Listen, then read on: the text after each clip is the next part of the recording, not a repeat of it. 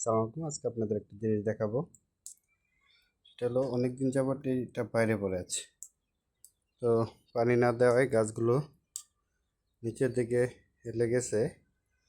তারপর পানি দেওয়ার পর দেখতে পারলাম এক ভিন্ন জিনিস। এই যে দেখেন, আপনাদের দেখ জিনিসটা কি।